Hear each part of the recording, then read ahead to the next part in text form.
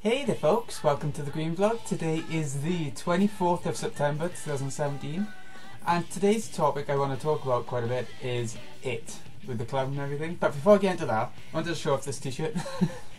Bit of a difference, but you know, it's like it's something I had the other day through Designed by Humans, the website, and it is really nice. I really like it. Long sleeve. It's what's his name? My Neighbour Totoro. Well, it's him combined with Saki. Neighbour Saki. I thought it was quite clever anyway. And it's like black and grey, the sort of colours I like. Colours. And with a bit of colour to it, proper colour, orange, so I think that stands out a bit more. So there we go. I found it a bit weird because when I put the sleeves down, that's what I get, and it seems really short. Like the arms are really short, but it fits. It fits otherwise, so you know. Yeah, I really like it otherwise though. It's a nice t-shirt, but there was a bit of a nightmare story with it, with the post, where it came, a letter came through the door. It takes months because it's from America, from Designed by Humans, the website. It takes months to get here because it's from America, and when it eventually gets here, I get a letter through the door saying there was no one home here to pay because I was out and everyone else was out, to pay this customs charge, and it was 13 quid just because it came over from America. I've never had to do that, especially from this site before, so it was a bit of a pain in the arse. But there we go, it's all sorted now. I had to go online and go to their website that was on the letter and pay it off. I already paid postage for this bloody top. Oh well. I'll be a bit hesitant to buy from abroad again now. That's the only thing that's come out of this. So I don't know.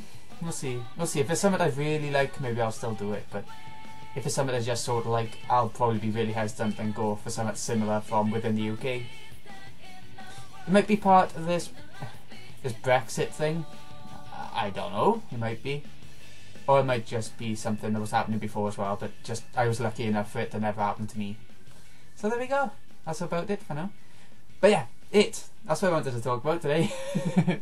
The Clown. We all know the movie is being hyped up to death by everyone, and you know, I love the book. This is what I want to talk about first, the book before the movie. I had this. I've had it for about 12 years now, probably, because I think I was about 15 roughly. It's a bit worn out. I've read it over and over, sort of to death. It's got Stephen King on the back. I mean, don't get me wrong, when I bought it off eBay, it wasn't exactly brand new or anything. It was a bit cracked up since then, but it's really good. The only thing with this version of the book, it's quite an old version, like one of the oldest, I think. I don't know if I can get this quite, but the writing's quite small, yeah? It's all crammed together.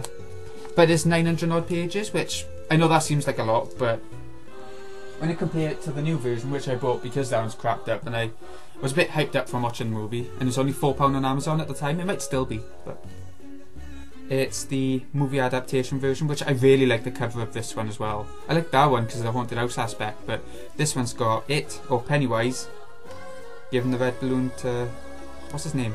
Is it Georgie? Or is that the main boy? I can't quite remember. I get the names of the kids mixed up when I haven't immediately watched or read it. But this is the movie adaptation version of the book. On the back it has like the names of the actors and stuff down the bottom. It's too small to really get on a webcam, a lowish quality webcam. But it's like 1,200-ish pages. I think that's right. Yeah, getting on to 1,200 pages versus the 900 odd pages of the other book, and that's just because the writing's so much more clear, bigger, lines are further apart. So it's a couple of hundred more pages because of that. But yeah, like I was saying, I saw the film the other day. Well, was it last Saturday? Like 8 days ago, Saturday? It might have been, and it was amazing. I loved it so much. They've split the film into two halves, the child arc and the adult arc, sort of like with anime and stuff. It's quite weird, but they called it chapter 1, chapter 2, And the first film was all of the children's part, as it should be. That's how it's all ordered to be. It is so good. The style is really good. Like the camera effects on Pennywise, which is who they focus on so much throughout the film, as they should, because that's the version of it that everyone considers to be from the film and from the books and everything. Anyway, let me just, before I get into what the movie was like, why I think it was good, I think a little summary of what it is all about as a franchise or as a concept. It is this monster, or I don't want to spoil exactly what he is for reasons, if you haven't read the book or seen the old film or whatever. It is some sort of monster that changes depending on what that person, that child, fears the most. So for this one kid, it's this painting he was always afraid of, and it comes out and it looks like that painting. Like say you've seen a picture of Scream, you know Scream, the famous painting. Say you saw that when you were a kid and you were always terrified of it. Well, what would you think if you saw Scream just standing in front of you, not in a painting, but standing in front of you, chasing you, trying to kill her off? Well, that's what happens for this one Jewish kid in the film and the book, and that's what he's afraid of. That's what he's afraid of, and it comes out to get him like that. It feeds off fear. That's the sort of thing that it is. Like another kid, he's afraid of, well, obviously this one was afraid of clowns, and that's where Pennywise comes into it, and he's amazing. But there's also a kid who's afraid of headless soldiers. The bigger kid, he's afraid of headless soldiers for some reason. So when he's in the library archive in one part of the film, he's like chasing after him as a headless soldier, and the film does it so well because it gets the music just right and the camera work and how the soldier's sort of hobbling along at a really fast pace and still catching up even though he's headless and zombie-ish. This is one sort of hobo who's fallen apart, another kid's afraid of that. It's just so many things that it can be, and that's where the imagination and creativity Stephen King can insert into it comes in. And it was so good. But yeah, as it starts to get towards the end of the film, I think that's mostly what the film's about. There's bits and pieces here and there about how the kids get together. They're called the Loser Club, and how they fight back against it, who's taken over Derry Main, the town that it terrorises once every... How many years is it? Is it as long as 80 years? No, it can't be. I think it's more like about 20. Because in the adult arc, he's gonna beat it. So, yeah, must be about 20, 10, 20. I lost my train of thought there. But, yeah, the kids fight back towards the end of the film, and that is where Pennywise, or it, gets defeated temporarily, and then the second film is going to pick up from there. But it's not just like a horror film. I think that's why it's doing so well in the cinema and amongst everyone pretty much. I think it's doing well because it's not just a horror film, there's also a lot of cheesy humour to it, because the kids are always taking the piss out of each other, even though they're the Loser Club and they grip together so well as a friendship, as a bond. They also sort of take the piss out of each other, and they can do that because they're so close, and that's what's so funny and so good. Especially the one kid who's in the new film is acted by that kid from Stranger Things. I can't remember his name in Stranger Things, but he's the one who gets with Elle the most. He's the one who keeps her in his basement, is that kid. And he takes the part of Richie, who is this loudmouth, blabbermouth who does different radio voices and everything, and everyone hates him, even in the group, in the loser group. Everyone hates him, but he's still so funny. And I was in the cinema, sat in the cinema, and everyone around was just laughing at it. And I don't go to any comedy films in the cinema, or hardly any. But the ones I do go to, you don't really hear people laughing very much. It's like with it, I think it's more unexpected because it's a horror film, and then when jokes and stuff come up, taking the piss out of it and stuff like that, it's just genuinely surprising, and it's funny. It's really good. I recommend anyone go to watch it. It's just a shame now that you got to wait a year to see the next. See the next half, the other half. Oh yeah, that's something I wanted to mention. The loser gang, they're obviously bullied. They're the obvious targets for bullies. So you think it's just going to be a couple of bullies, they go and punch them up a bit, and that's it. But no, these bullies, they're made to be truly terrifying. Like, they have knives, they stab, they're proper. They're not just little kids trying to get off on punching another little kid. They are proper. They're gonna be, when they grow older, they're gonna be in jail. Just, yeah, that's about as far as it goes. If they could, I won't give any spoilers, but if these bullies could grow up, that's not a spoiler, they would go to jail. Okay. The film is incredible. I've seen a couple of reviews saying it misses out a bit of the book, even though it does follow the book quite well. It misses out a bit of the book where before all the loser gang, the loser club, they go off to fight it in the sewers. In the book, they all have sex with the one girl of the group.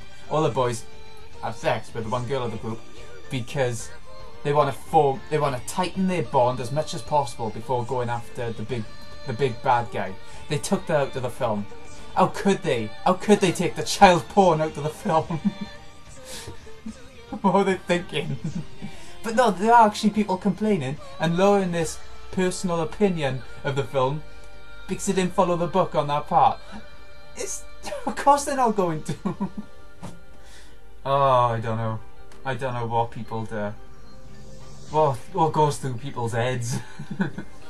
When it's in the book, I cringe whenever I read that part. Because, what if somebody saw you reading that book and they go, oh, that's that it, can I read a bit of it? And you're reading that part, and they look over your shoulder and they see you reading, child sex, basically. I don't want people knowing about that. Oh no, that's a part I could do without. And I've read a tweet from Stephen King where he was saying, somebody asked him why it wasn't in the film. It's a fair enough question, I suppose, for the author to be asked. And he said, it was different times back then. There's a lot more PC political correctness going on these days. Back then, a bit of child sex was okay. Okay, I wasn't around then, I don't know. But it just seems so strange to me. Maybe it's because we've been brought up, or I've been brought up, in a time where that sort of thing isn't allowed. Maybe back then it would have been fine. I mean, you see it in Japan, a lot of that sort of stuff is a lot more okay than it is over here, so maybe it was here back then. I don't know. Either way, I could do without it. I was going to say something else, but I got a bit ranty. Yeah, that'll do, I think. Go and watch it. Read the book, whatever you do. It's an incredible book. It's possibly my favourite book of all time. This and The Stand by Stephen King are both really incredible. I hope they do The Stand as well. There's been a lot of Stephen King stuff coming up lately, and I hope to God The Stand becomes one of them. While the old film, the old TV film, multi-film, whatever you want to call it, wasn't incredible, nor was the old film of It. I know a lot of people love it and they're scared shitless by it, but in today's standards, it's dated as shit and it's not scary at all. So, even though Tim Curry's still an incredible It, but oh yeah, that's what I wanted to mention.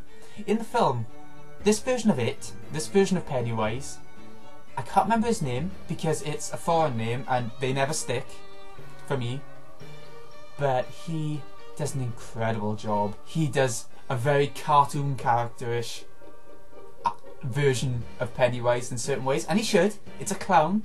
It's supposed to be cartoony. It's supposed to be funny for kids now and again. Go into that aspect of it. But at the same time, he does the horror bits really well as well. He's quite terrifying. Don't get me wrong, the actor does do a good job, but there's a lot of camera work built around him, a lot of special effects built around his part, like when he jumps and springs around and unfolds and inflates like balloons. There's a lot of camera work going on to help him build up that part. So the actor is incredible, but so are the special effects. That's all I'm saying. They both go together really well, so that's really good. I also want to give a shout out to, I already said Richie, the big mouth.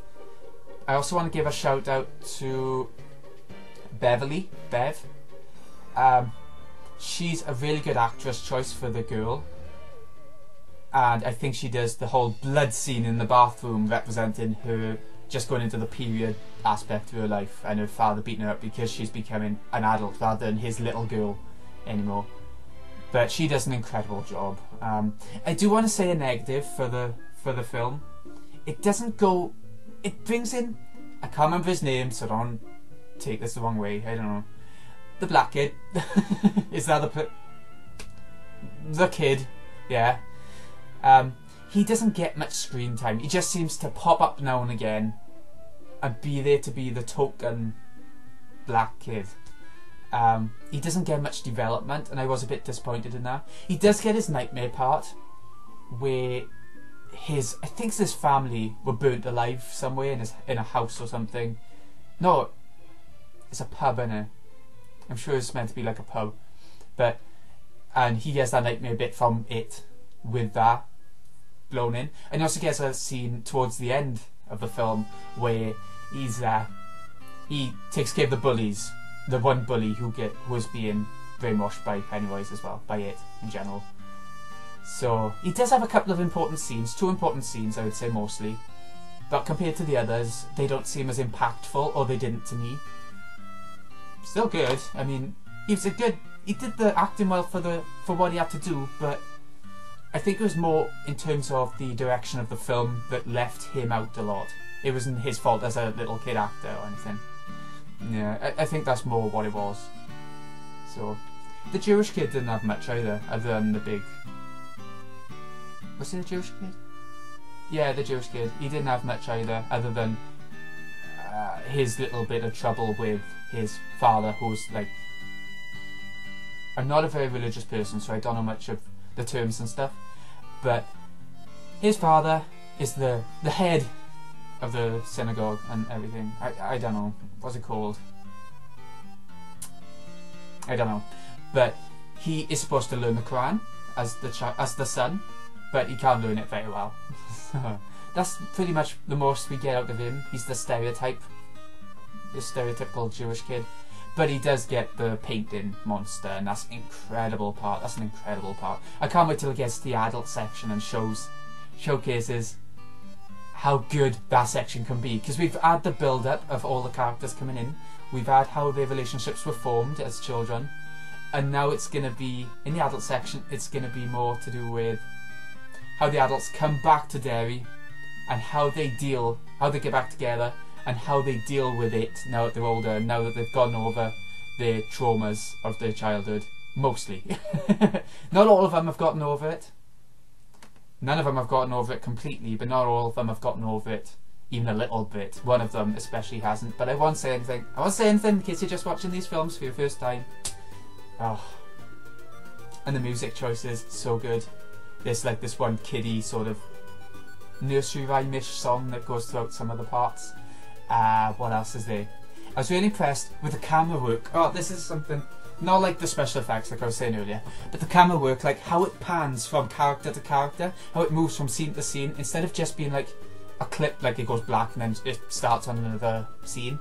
It sort of goes, the camera sort of goes sideways and moves to another room and sees a different character moving in a different direction. I don't know how to explain it. I'm not someone who's studied this sort of stuff to be able to explain that sort of stuff, but the way the camera pans and moves from character to character is really incredible, and I loved how they did it. That's about as far as I can go with that, because I don't know how to explain it. But I want to see the film again. I've had a thought of going to the cinema again to watch it again, because I loved it so much. I never do that. I never go to the cinema and watch the same film twice. But I've considered it. I really have. I'm going to be getting the Blu-ray, and I cannot wait for it to come out. So I think that's all I wanted to touch upon. Not sure. Oh yeah, there was one in the film. It missed out one line. This is stupid. It's a niggling little thing. I know. It missed out one line where it's Hi Ho Silver Away, where he goes on his bike, and his bike is named Silver, and it's just how he goes full speed down the hill with it.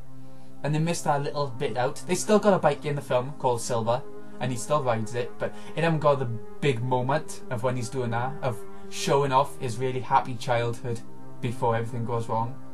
I didn't mind, I didn't really care, but I was just expecting to see it there, you know? It was just something missing, which could have been there, but wasn't, which wasn't a big thing, but could have been. Oh yeah, somebody was saying, I read this somewhere, where it feels like the Goonies, if it was a horror film.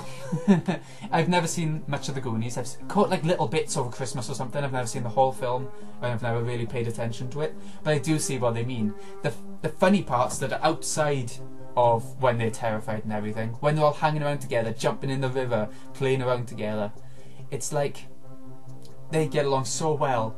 And the Goonies did the same thing, where they all sort of got along so well and took the piss out of each other a little bit, and it does have their feeling. And Stephen King does that well. I think Stephen King, he does children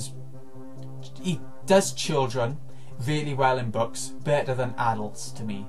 And I think his best books are the ones that are based on children. But having said that, he does do the adult sections well in It and The Stand, and other films as well, and books, don't get me wrong, but those two are the ones that jump out to me. So, oh, and Jake from Dark Tower, he does, yeah. The book, the film, suppose Jake's okay. There's nothing amazing about the film. Anyway, that's all I wanted to talk about. I was expecting this to be like 5 minutes long, and it ended up 21-ish. So, there we go. Anyway, thanks for watching, folks. This has been Green XI. Thanks for watching the Green Vlog. I'll see you again. It'll be Tuesday next, because tomorrow I got work, so... Thanks again for watching, folks. See you again in a bit.